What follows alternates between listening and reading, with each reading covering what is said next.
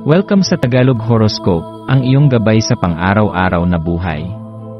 Hatid namin ang pinakadetalyadong horoscope na magsisilbing gabay mo sa pera, trabaho, pag-ibig, kalusugan, at swerte. Naway magtagumpay sa buhay ang lahat ng ating tagapakinig at subscribers sa buong mundo. Maraming salamat sa pag-subscribe at tanggapin ang siksik, liglig, at umaapaw na biyayang hatid ng Tagalog Horoscope. Ito ang iyong pang-araw-araw na horoscope para sa Virgo para sa Marso 31, 2025.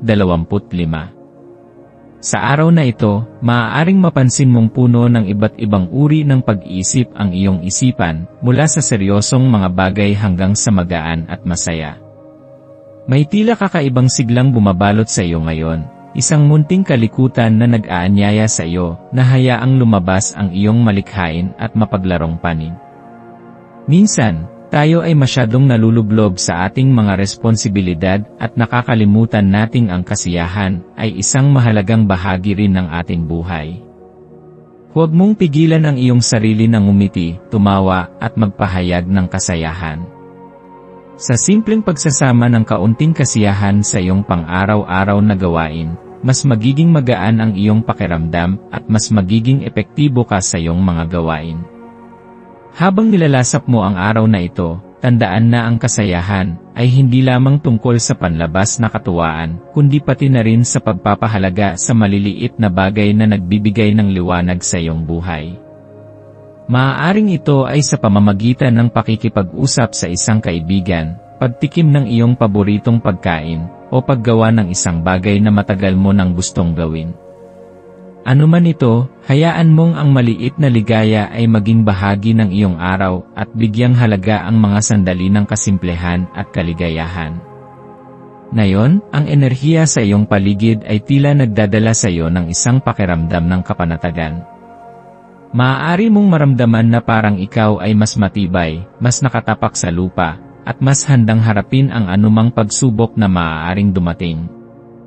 Ang araw na ito ay nag-aalok sa iyo ng isang pagkakataon upang pag-isipan ang iyong mga pangarap at layunin. Ano ba talaga ang gusto mong makamit? Ano ang mga hakbang na maaari mong gawin upang mapalapit ka sa iyong mga mithiin? Sa araw na ito, hinihikayat kang kumilos ng may tiwala at determinasyon. Hindi mo kailangang tapusin agad ang lahat, ang mahalaga ay magsimula ka. Ang bawat hakbang, gaano man kaliit, ay isang tagumpay na dapat ipagdiwang. Isa rin itong paalala na mahalaga ang pagpapalakas ng sarili, hindi lamang sa pisikal, kundi lalo na sa emosyonal at mental. Minsan, naglalagay tayo ng matibay na pader sa ating puso upang maprotektahan ang ating damdamin mula sa sakit, pagkabigo, o takot. Ngunit habang mahalaga ang pagtatakda ng mga hangganan, dapat din nating tandaan na ang sobrang pagprotekta sa ating sarili ay maaaring humadlang sa atin sa pagtanggap ng pagmamahal, suporta, at pagkakataon na lumago. Ngayong araw, pag-isipan mo kung paano mo pinoprotektahan ang iyong sarili, at kung may pagkakataong binubuksan mo rin ba ang iyong puso sa mga bagay na maaaring magdala ng kaligayahan at katuparan sa iyong buhay. Maaari mong maramdaman ang isang uri ng inspirasyon na tila nagmumula sa loob mo mismo. Maaaring may isang damdaming naglalagablab sa iyong puso, isang pagnanasa o pangarap na matagal mo nang nais matupad. Huwag kang matakot na sundan ito. Ang pagnanasa at inspirasyon ay mga gabay na maaaring magdala sa iyo sa tamang landas. Gamitin ang enerhiyang ito upang linawin ang iyong mga layunin at gumawa ng mga plano kung paano mo mararating ang mga ito. Ang araw na ito ay nagdadala sa iyo ng pagkakataon upang mas mapalapit sa iyong mga pangarap. Ang kailangan mo lamang gawin ay maniwala sa iyong kakayahan at magsimula.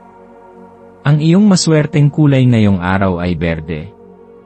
Ang berde ay sumisimbolo ng kasaganahan, kalmado, at pagpapagaling. Maaari kang magsuot ng damit na may kulay berde o gumamit ng bagay na may ganitong kulay upang makatulong sa pagpapanatili ng balanse sa iyong damdamin. Ang kulay na ito ay maaari ring magbigay sa iyo ng inspirasyon upang maging mas bukas sa positibong pagbabago sa iyong buhay.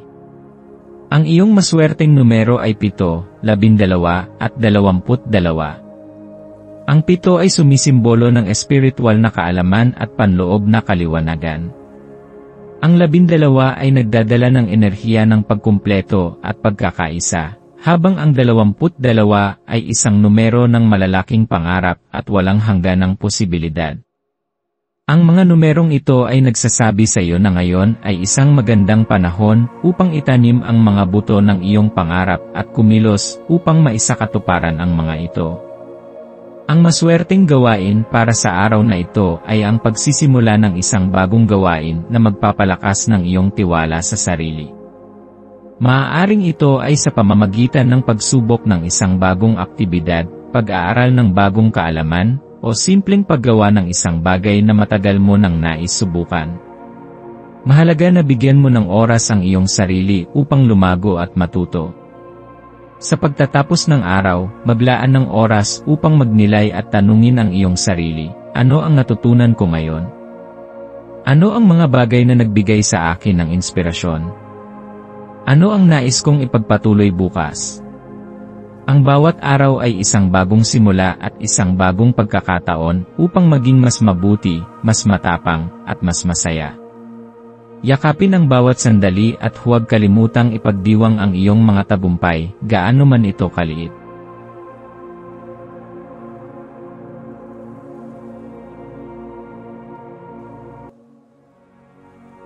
Tayo ay magkaroon ng kaunting sandali upang ipagdasal ang lahat ng mga dalangin ng ating mga subscribers, na sana'y matamo nila ang kanilang mga pinapangarap sa buhay, magandang trabaho, mabuting kalusugan, payapa at masayang pamumuhay, at siksik, liglig at umaapaw na biyaya at kayamanan. Ipinagdarasal namin ng mataimtim ang lahat ng mga komento sa nakaraang video, at hinihiling namin, Panginoon, na pagpalain mo ang ating mga subscribers ng masayang buhay sa mundong ibabaw. Maraming salamat po. Maaari kayong mag-subscribe sa aming channel na Daily Prayer, kung saan nag-a-upload kami ng pang-araw-araw na Catholic Gospel Readings, Reflections, at Daily Rosary Reading para sa lahat ng misteryo ng araw. Tulungan ninyo kaming buuin ang community na ito at mag-subscribe na. Ang link ay nasa description box. Maraming salamat sa panonood ng iyong horoscope ngayon araw. Naway gabayan ka ng mga bituin sa iyong landas. Huwag kalimutang mag-like, share, at subscribe para sa iba pang cosmic na kaalaman. Hanggang sa muli, manatiling konektado sa universo.